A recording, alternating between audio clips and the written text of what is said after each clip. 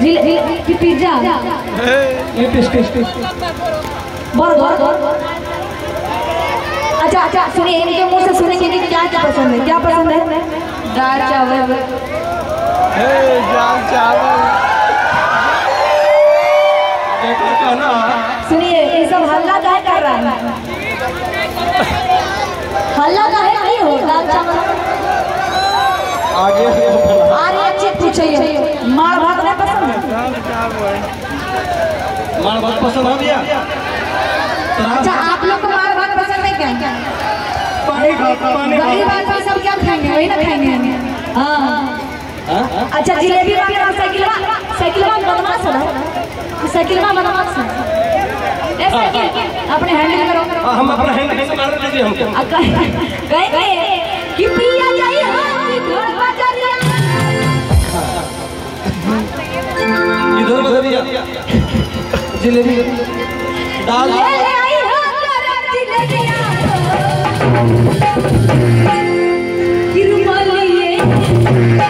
रुमलिए पिया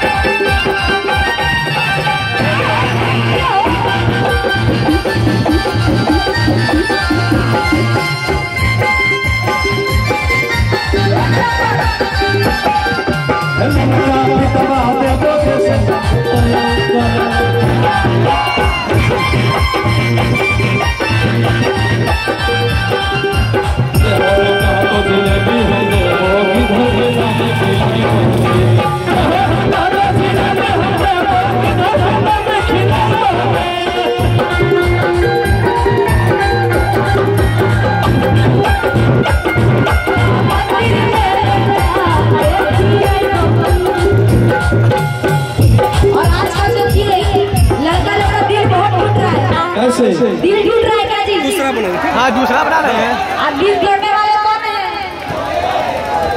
ये है सब श्री देवी है। हाँ, चाचा का दिल तोड़ेंगे।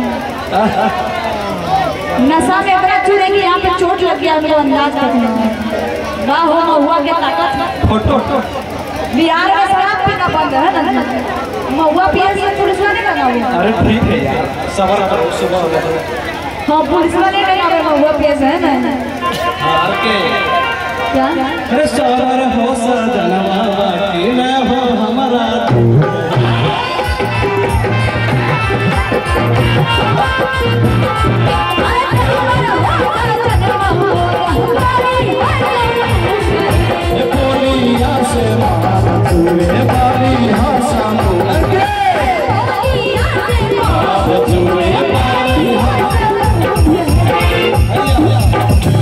मेहरनुआ कहता कि करही पियवा पर घुमाना है। कैसे कि करही लहंगा उंगा है समेटा माथा पे ले लो कुछ ना। मॉडर्न जमाना क्या भाई, मॉडर्न जमाना। आई काल का संस्कार कर ले तो पटवे ना हो है देखो जनाने के नियम है भैया। क्या है बोला? अरे करही पियवा पर घुमाना है। कई दुपट्टा अपना उड़ा दी करो मत। ए बाबू लो। अरे करही पियवा पर घुमाना। इधर आओ। अरे करही मनरुआ पर घुमाना। कैसे ककाल कहता वासत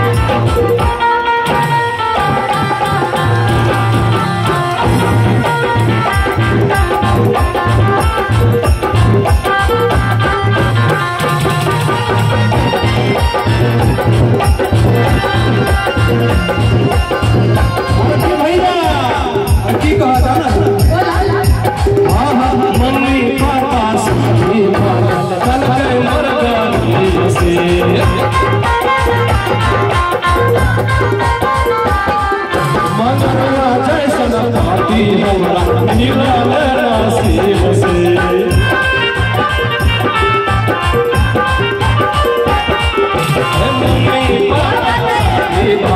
कल गए मर गरीब से मगरवा जैसन पाती हमरा मिलल नसीब से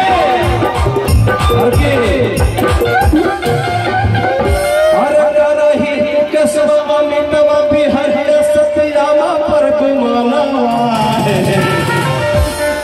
अरे करही मगरवा पर गुमानवा कैसे रही पल्लवी दीदी पर गुमानवा कौन सा खुश हो गया दीदी कल को दीदी कल को हर रही दोनों बीवी पर गुमानवा